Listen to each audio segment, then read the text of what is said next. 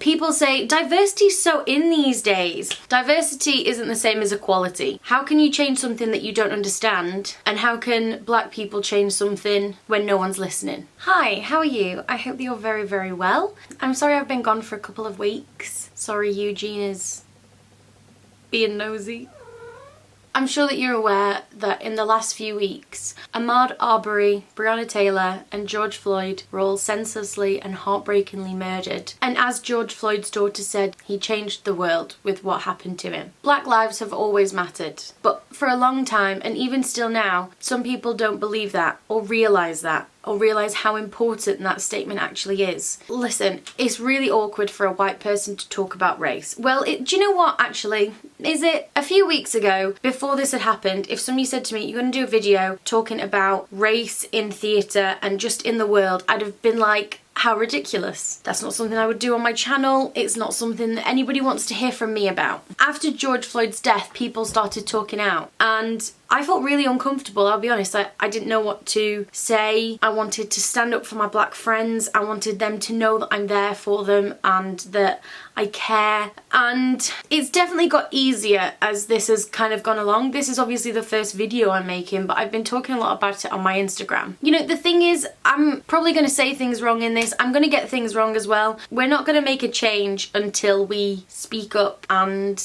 try. So if I get things wrong, if I've said something wrong, please call me out, let me know. I want to know. Black people have been fighting this fight their entire lives. You know, no change is going to come unless white people start speaking up for them. We have the possibility to change this for the better and forever. If black people could change this, then they would have done it. It's up to us now to do that. So I've spent a lot of time thinking, what can I do for me and my audience of you guys? I mean, it's a huge topic, isn't it? I mean, I've done so much reading and researching that I could literally talk about this topic for like days on end now, I feel like. And it's really hard to know where to start. But it's about signing petitions, reading, watching films and documentaries and listening to black creators and black voices.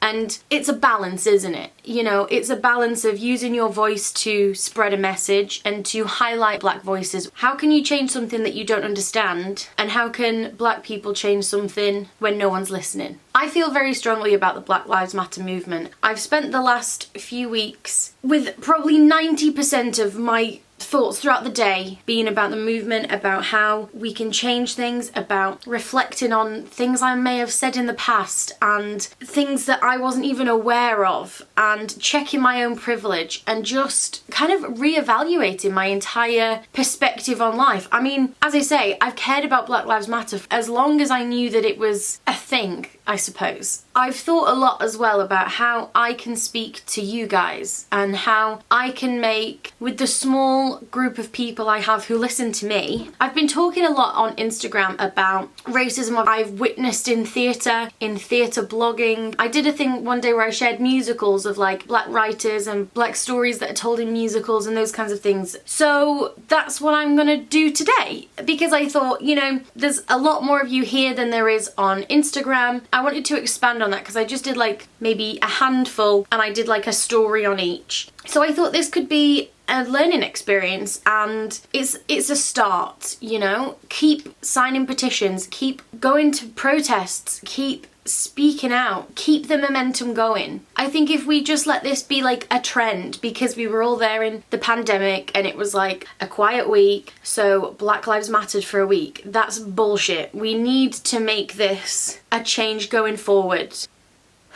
Honestly, about once a day I get really, really like angry. I cannot even begin to imagine how angry and tired my black followers, black friends and the black community are right now, and it's not a time for me to get upset. So I asked on my Instagram as well for any suggestions that other people had as well, so I've spent some time researching those shows. I spent basically the last 2 days just hardcore researching, and oh my god, I've discovered a new show that I'm like obsessed with. I've listened to it non-stop. The music is amazing. You know, we're the driving force in theatre. We're the people who put our money on the line. We make sure a show sells. If we want to see it, we will go. If we want to listen to the cast recording, we'll buy it. And so this is where we can put our money where our mouth is. We can support these shows, we can learn, we can invest in future work.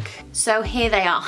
So as I say, I asked on my Instagram and a lot of people shared books, plays and films as well. I'm actually going to leave a list of those down below. I'm also going to leave some petitions to sign as well. So yeah. Okay, so let's start with, this show is actually more a play with music, but so many people suggested it. It's the play Choir Boy. So the play was actually written by a black writer as well, which in looking through so many examples, I've tried to compile the list with as many black writers as I could find, basically. So the play was written by Terrell McCraney, who you might know from writing Moonlight, which was obviously the Oscar winner a few years ago. And then the music in the show, the majority of the music is basically old gospel church songs, but it's been rearranged by Jason Michael Webb. He was the musical director on like The Color Purple, King Kong. He actually won the Tony last year as like a special Tony specifically for his work on Choir Boy. It was like a special award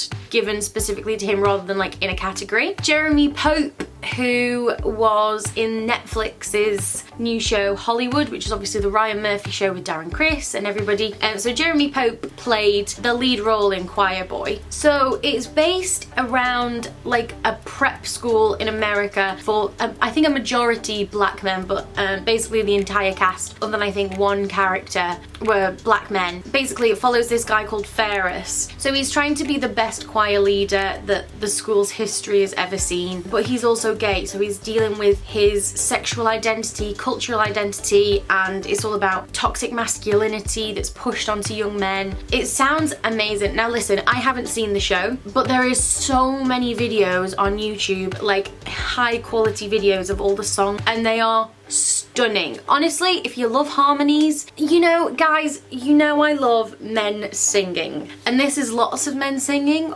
all at the same time in beautiful harmony. You feel it. Do you know what I mean? It's gorgeous. When I went to New York the last time, we were trying to get tickets for Choir Boy, and then Olivia saw it the day after, because Olivia stayed in New York a little bit longer than I, and she saw it and she said that it was the best thing that she'd seen on that trip. I'm gutted I didn't see it, but I would definitely suggest looking it up online. So my next show I'm going to talk about is The Wiz. So again, it had a black team on the creation of the show, and it starred an all-black cast. A lot of people know about The Wiz because of the film with Diana Ross and Michael Jackson, and a lot of people kind of grew up watching The Wiz. But for a lot of people in a whole generation, The Wiz was the first time they saw people on stage who looked and talked and sounded like them. So it was a huge moment in theatre. Then obviously they made the film. So The Wiz is basically around, obviously, The Wizard of Oz. But Dorothy is a teacher in a school in Harlem, and it's all about her kind of journey to Oz, which is basically Manhattan. It's about racial liberation and Afrofuturism. So it was a huge thing for its time when it came out in the 80s. Yeah, it's got some amazing songs like Home, Everybody Rejoice. My favourite one is Ease On Down the Road. I'm sorry, that song will get in your head forevermore. When you listen to Ease On Down the Road, you'll be singing it for like a week after. Something that's actually really interesting about The Wiz is in Beyonce's Coachella set, at the beginning there's some horns, and those horns are taken directly from the Emerald City sequence from The Wiz. Isn't that cool? See, representation of people who look like you in theatre and on TV and in films will stir something in people. It makes you think, I can do that too. And Beyonce saw The Wiz as a child, and it's influenced her and carried her through all this time. You know, the next Beyonce could be out there. Okay, so the next one I want to talk about is the Scottsboro Boys.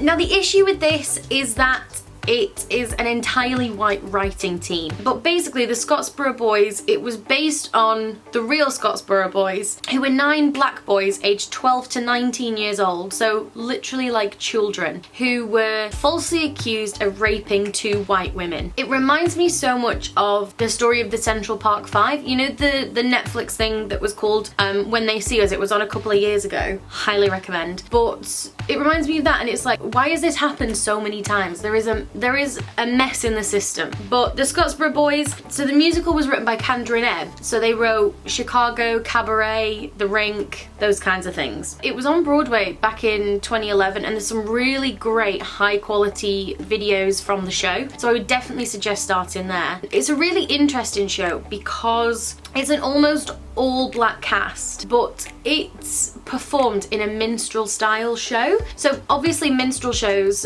were when white people would dress up, paint their faces black, and they would pretend to be black people in derogatory, offensive, and just disgusting ways. The Scottsboro Boys is performed in a minstrel style show. And so when it opened on Broadway, there were protests because people were saying that it was wrong. So obviously the difference is that the people who were performing the minstrel style shows were actually black, not doing blackface. They were using the theatrical device of a minstrel show to show the issues in the way that black people were portrayed, and they were revealing like the evils of the system, not celebrating it. I didn't see the production, but apparently the actors also dissected the device of a minstrel show throughout the performance as well. So as I say, I didn't see the production, so I don't know, but I would definitely suggest looking it up. I have a few friends who've seen it and they said it was literally incredible. And the music,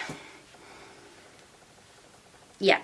Okay, my next show that I'm going to talk about, I'm obsessed with. So it's called A Strange Loop, and it was on, I believe, off-Broadway not long ago at all, but it's again by a black writer called Michael R. Jackson. So this is one that I only heard about through my Instagram question thing, and I had a few people say A Strange Loop's great, so I popped it on and was listening to it, and oh my god, this musical is so up my street, and I think you will love it too, because I feel like you and me, I feel like we vibe, you know, so I think you'll love it too. And so basically it's about a black queer usher at the Lion King on Broadway.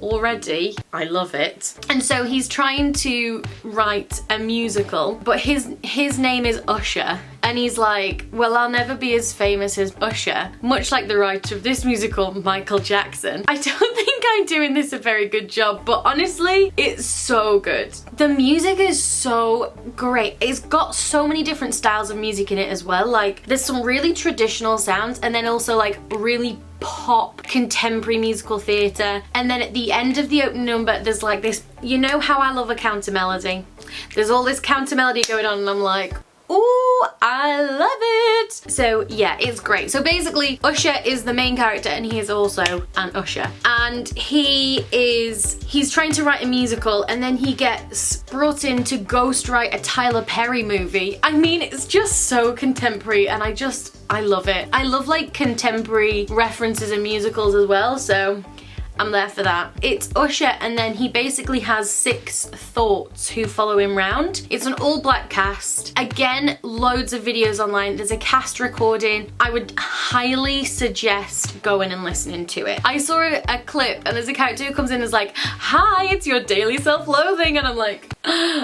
I relate.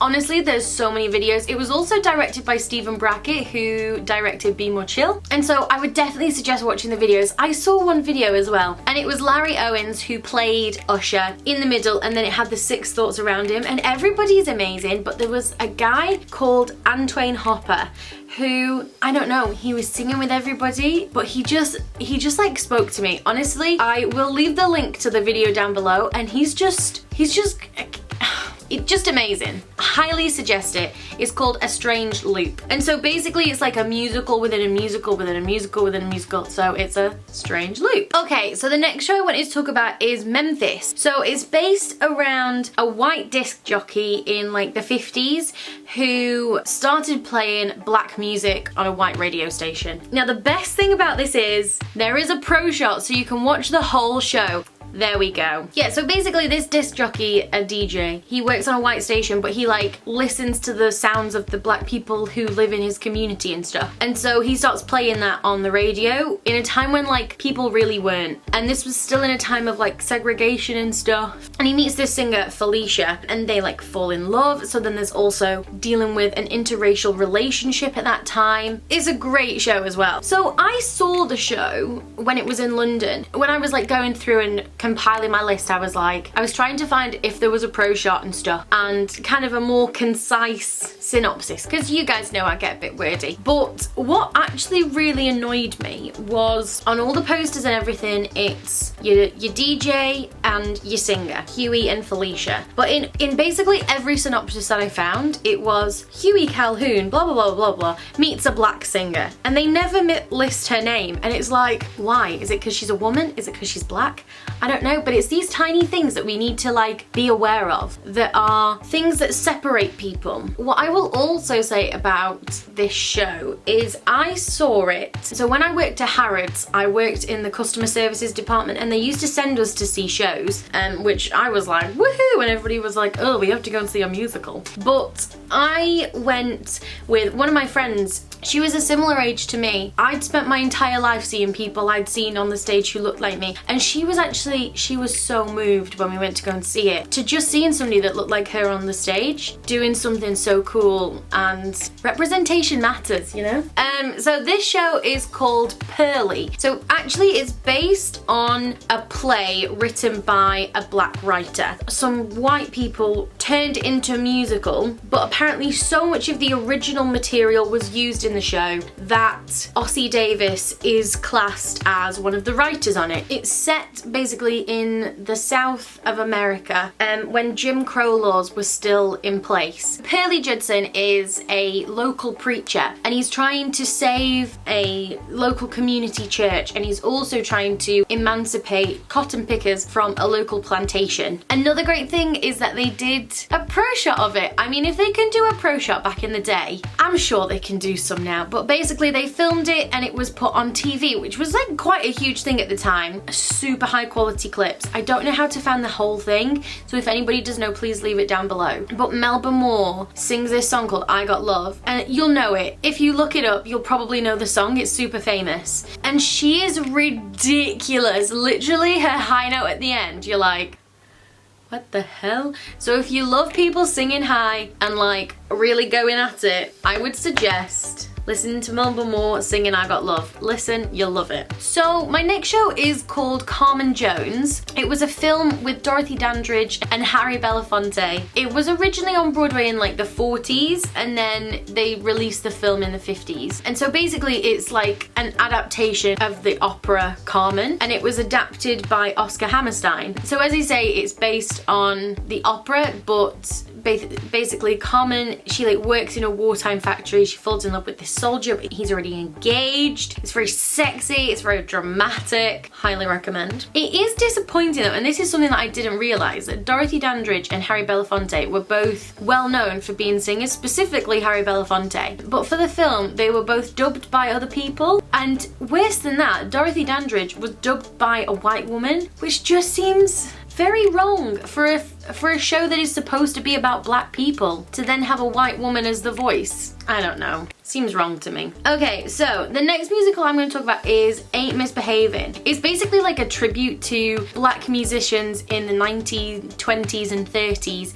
and the Harlem Renaissance. I always get it wrong, so Renaissance. But it was an era of like growing creativity, cultural awareness, and ethnic pride. So it actually started as like a cabaret, and then they decided to work on it and make it into a fully fledged musical. And when it was on Broadway, Andre DeShields, who is obviously in Hadestown, was in the original production, and that's what he got his first Tony nomination for. They did a production of it at the Southwark Playhouse a couple of years ago as well, and Renee Lamb from Six was in that. I'm saying these things because I'm trying to encourage people to say, oh well, I know that name, so do you know what I mean? I'm trying to just link it all together. Now, again, they did a pro shot of it, but I couldn't find it anywhere, so if anybody does know where to find it, please let me know. Okay, so the next musical is Shuffle Along, and this is basically like where it all began. This is what people class as like the first musical for black people on the stage. It's kind of more of a review style again, but it's tied together loosely with a plot about a mayoral race. This was on Broadway in 1921, so again, this was a time of segregation. It was a huge thing for bringing black music to white audiences, and The fact that they managed to get it on Broadway is just a huge thing in itself, because this was a time when, I mean, still it's hard to get a black creative show on Broadway. I mean, this was by black writers, and even now it's hard to get it on Broadway. So in 1921, literally 99 years ago, it happened. Something I am really interested in is like the backstage of the show and things, like with segregation, and were there white people who worked on the show and how did they work together? I don't know. I would be fascinated to know more about that.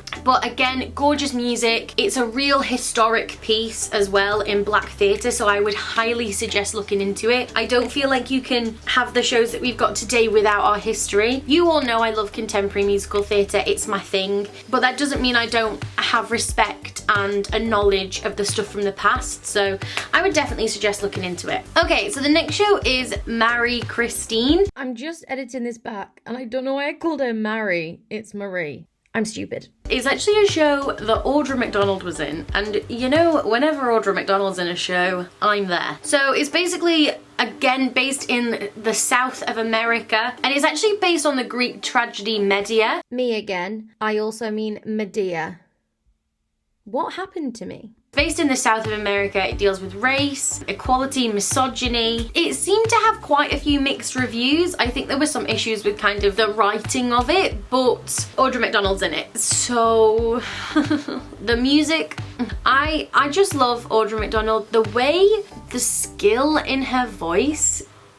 What are you doing? Honestly, the skill in Audra's voice is just ridiculous. Highly recommend looking it up just for that. Okay, so the next show is Desi Rose, and it's by Ahern and Flaherty, who are two writers I love. They're at Ragtime and so many shows. And basically, Desi Rose is a young slave girl in the 1800s, and there's a white character called Ruth, and she's like shunned by her family. And so it's the story of how the women come together, learn from each other, they become lifelong friends. Apparently it is a mixture of like fact and fiction. I haven't been able to find much about it online at all. I've known about it for years because there was a production at Trafalgar Studios in London a few years ago with Cynthia Erivo and Cassidy Jansen. So Cynthia from Colour Purple, the Harriet Tubman film, and Cassidy Jansen, who is currently in *And Juliet*.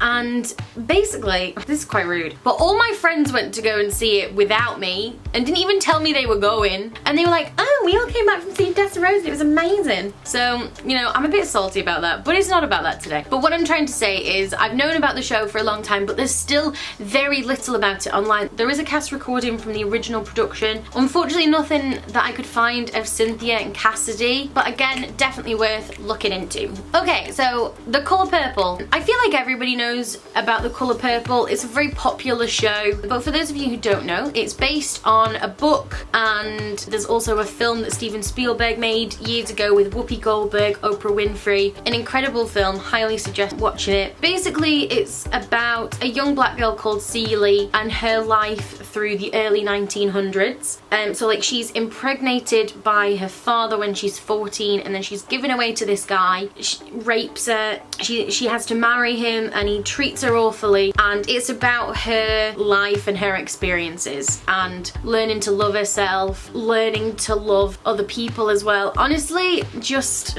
it's amazing. But the music in this show is stunning. The production that was on Broadway a few years ago with Jennifer Hudson, Cynthia Erivo, actually originated in London in a small theatre called the Menier Chocolate Factory. I only knew about the production after it was on and already sold out, so I never got to see it, and honestly, I'm heartbroken about that because I would have loved to. Cynthia singing I'm Here is just craziness. If you haven't watched it, you have to watch her Tony Awards performance of her singing I'm Here. Just any recording of her singing I'm Here at all, when that drum comes in like boom boom boom, amazing. Highly suggest. Okay, let's talk about Dreamgirls. Come on, I mean basically everybody knows about Dreamgirls, but I want to talk about it because I love it. Based around three girls who start a music group, Dina, Laurel and Effie, and Effie is this incredible big woman. She's got this big voice and she like commands the stage. And when the girls and their manager want to take them more mainstream, he basically says Dina is thinner, more beautiful, she needs to go in the lead, and Effie is eventually pushed out, and it's all the stuff around them trying to make it in the music business.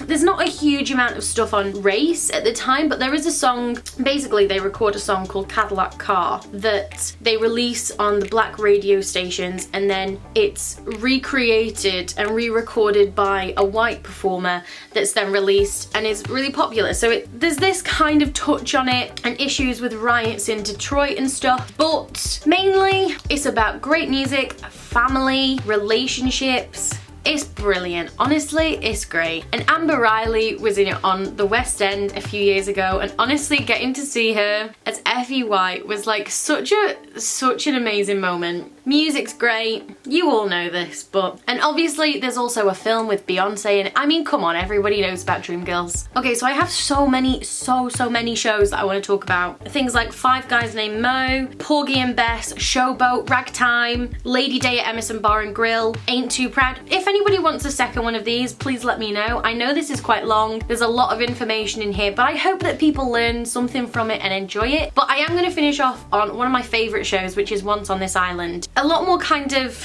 imaginary rather than based on like real life. It's gorgeous. It's another show by Ahern and Flaherty. So basically it's the story of Tamoon. She's a young black girl and she's from a very poor area, and basically she sees this guy, he's dressed all in white and he's driving in this car, and then he's in a car crash and is terribly injured, and she basically nurses him back to health, not sleeping, not eating, just caring for him all this time, and she falls in love with him. And I don't want to give away the whole story, but there is a discussion of inequality in the rich and the poor, and the story is told through four gods. So there's the god of love, death, sea and earth, and the music, guys, the music. It's a gorgeous show. I saw it off Broadway, and I also saw a production in London last year. It was all either students in drama school or it was all like non-professional actors. Although Sam Tutty, who is now Evan Hansen on the West End, was in it. It's crazy good. The music is absolutely gorgeous, and as I say, I saw it on Broadway. Lewis is a huge fan of the show, and specifically Alex Newell from Glee as well, and seeing the show with Lewis was just a really like special moment for me. It was performed in the round, and like there was a moment where we had some singers behind us singing these beautiful, super delicate harmonies that kind of felt like they were like just for us. I don't know, it was just stunning. And the production in London I thought was even better than the Broadway one. I came out sobbing. I don't know, it just hit me, but it's gorgeous. Highly recommend. The Tony Awards performance is crazy. They had like live goats and stuff. There was sand and grass and people cooking, and there was so many smells. It was so immersive. It was just gorgeous. So yeah, a great show. So thank you so much for watching. I do hope that maybe you learned something from this video. Maybe it will encourage you to go out and listen to some of these shows. Please have a voice. Please speak up for your black friends. Please speak up for the black community. To my black followers and friends, know that I am here with you. I'm standing with you. I support you wholeheartedly. And, you know, hopefully this will continue, and hopefully this will be the start of something amazing for everybody. And I hope that you're all well and looking after yourselves. Take a deep breath, take a moment for yourself, relax, breathe. It's gonna be okay. I hope so. I will see you soon. I love you so much. Bye.